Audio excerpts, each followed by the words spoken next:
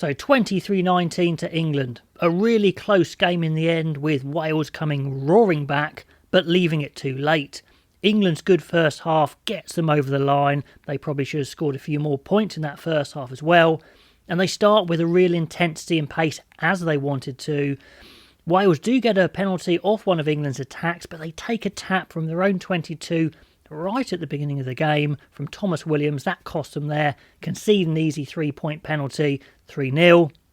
And pretty much the same thing, another sharp turnover penalty to England, 6-0 within 4 minutes, so not the start that Wales would have wanted. Then on 7 minutes, Wales managed to hack the ball through off a nasty spill, force a couple of scrums, and the scrums were really painful to watch in this first half. Very slow, lots of resets. Anyway, they get a scrum, a technical scrum penalty, a couple of line-outs, a couple of mauls, and Wales, they make a real mess of the line-out. And in this game, I think Wales will definitely reflect on their line-out being a bit of a mess at times, in good scoring positions. Alex Cuthbert, though, makes a huge bust off the messy line-out, straight through Slade. Cuthbert was good, and he kind of showed everything that England didn't really have in their backline, that power player to bust through tackles. Anyway, that break is close, but it's another turnover penalty to England, relieving the pressure. So some really good turnover work from England, scoring points and also preventing points. Definitely a breathless start, both sides showing good intent, so it's a decent game so far. Now, it's even, but Marcus Smith is making some half breaks, making some offloads, and that's leading to Wales getting trapped in the ruck, getting another penalty. He should really make it 9-0, but he misses this one though, so that's a bit of a shame. I mean, England, they don't have their big backs apart from Stewart, and they do try and bring him in sometimes, but apart from that, I think their lack of size in the backline really showed. They couldn't bust the holes, and also in defence, they looked a bit vulnerable, especially out wide. I was getting a bit worried when it came to Jack Nowell's wing. Looks like Cuthbert had the making of him. Anyway, on 18 minutes, just making the note that England are hoovering up a lot of loose ball, maybe a bit of good fortune is there as well. Randall puts a really smart kick in, gets a 50-22, a 10-metre line out, and it looks like Genge has gone over, can only be a centimetre away, but knocks on. So that was a big chance for England to have a massive lead there. Some big carries from the English forwards for sure, but also big Welsh tackles, and that was certainly the order of the day. England's forwards certainly carried well. Their backs tried to find the holes. Generally, the holes weren't there, but England were making yards on their carries, especially in that first half. Then Liam Williams puts his side in a bit of problems. A needless play of the ball on the ground, gets a yellow card and, of course, a penalty. And then we have more rubbish scrum shenanigans. Sinclair just stands straight up and gets penalised, as he should really. Just a waste of time there to just get on with the scrum, to be honest. Let the referee sort it out. So they blow another great chance to score. So England really should be plenty up in this first half already, although they are getting some points. Anyway, on 29 minutes, England start putting some huge tackles in. One massive one from Curry and Laws, double hit on Basham, wins another penalty. So 9-0, which, they are worth the 9-0, although they would have wanted a try in there. Wales on 32 minutes finally get into a good attacking phase, but again, English tackles are huge. They're causing disruption. They get into a bit of a kicking battle, and it's Slade that wins it with another 50-22, which gets a 5-metre line out. It really looks like they should score here. They peel to the front, but Wales collapse the drive and Faletau Jackal straight away. England will be incredibly disappointed again not to get over the line. So I'm just wondering if that's going to cost them. But, they are up on the penalty count and they get another penalty. Smith's pulling all the strings in the back line, really making the difference with his little delayed passes, his half breaks and offloads. And the sheer pressure gets that penalty, so it goes 12-0 at half-time, a deserved lead for England, but you just feel they needed to convert a little bit more. Then into the second half, and the last thing Wales need is to concede more points after being nilled in that first half. But they do, and it's their own fault really. An absolute disaster of a line-out. It looks like the call's gone completely wrong. Elias throws it over the top, and it looks like he's throwing it to Dombrandt, who gratefully gathers a brilliant finish, stretching to score 17-0. It looks an absolute killer.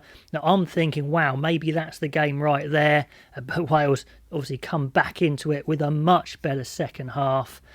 The Welsh scrum is looking pretty decent, gets him into good attacking position, but Atoje gets a great turnover, as does Dombrandt. Those two, I thought, played really well for England, particularly Atoje. I think against Wales he was great. In this game he was great as well. So that's good to show that, you know, the class is there for Atoje. He can get on the wrong side of the ref, but not this time. But Wales are on top. They're really getting going into attack. They've got a 5-metre line out, and it's eventually a beautiful pass from Thomas Williams that creates the try, cuts out 3 English defenders. They really don't see that pass coming. The look on their faces with surprise as Adam goes in on the left, and they really could have done with a conversion, but don't get it. So 17-5, but they really needed that for sure.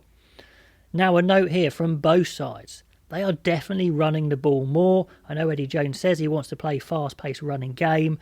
Dare I say, though, because the Welsh defence was so good, they weren't making those clean breaks, and they were kicking to contest. When they did do that, they were doing really well with the likes of Malins. So dare I say they should have actually kicked to contest a little bit more as an attacking tactic. But, you know, when you ask for more running rugby and you get it, you can't complain too much, can you? England are still getting good phases of attack, but the Welsh counter-attack is looking really good, especially out wide. England look really vulnerable and narrow out wide, as they often do. I really feel England need to get some more specialist wingers in there, to be honest. Now, I'm not quite sure if he's quite up to it at the moment. Malins is a great player. I thought he had a good game, but they just need some pace or some size out wide. But anyway, we'll come on to that later. Wales get a good 5-metre line out, a couple of those. They drive to within 1 metre, and then they whiz it wide to Tompkins. Really well worked, fairly easy try, really impressive stuff. They're right back in it at 17-12. So this is alarm bells now. Now England are making really good ground in their attacks, as the whole game. They're going through lots of phases. They're just not making the final break. And indeed, on 64 minutes off a particularly good phase of attack, Sinclair drops the ball. He had a poor game, to be honest. Scrum drops, not quite looking at the races. Wales have a chance to counter, but again, it's that penalty in the tackle area, this time by Noel, that gets England the points with the penalty. 2012, that's kind of the story of a lot of the game.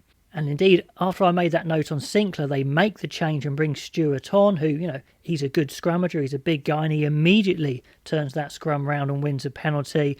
And then straight away they get a line-out penalty, a bit of a silly one from Beard hooking the arm. That gives England another 3 points. So really kicking Wales to death in this game. 23-12, Stewart dominating the air, doing quite well, but the Welsh defence is really, really good. They're still right on it. It's just the fact that they haven't managed to convert. Now, Wales know they need a try now. 7 minutes to go. They're running from deep. They're trying the offloads. But it's not quite working. England's props are on. Their new props are on. Changing the scrum, getting some dominance. On 76 minutes, a good chance for Wales, but another disaster of a line-out. Kills a good attacking position. It looks like it's going to be too late. But then they get back into their attack again, pouring onto the ball, get to a penalty 10 metres out, must score now. Decent counter drive from England, but then a really sharp tap and go from Hardy. Gets over the line, 23-19. So it's literally the last play of the game, and Wales know they have to score a try. Wales go into 2 or 3 minutes of continuous pressure, running the ball really well. It looks like they knock it on, but it does flick Lawes' hand. It's a penalty. They've still got 40 metres to go, but it's just too much. And Atoje, who was good all game, gets a great steal to win it for England. It's one of those ones where you think if it went on for another 5 or 10 minutes, Wales had the ascendancy, but games obviously are 80 minutes, not 85 or 90, but it's a pulsating end. I think England were good value for the win. You know, on the whole, they had the better possession, the better chances. They probably could have converted more, but certainly they're vulnerable in certain areas, which we'll talk about in the selection videos. Anyway, let me know what you think, and I'll catch you next time.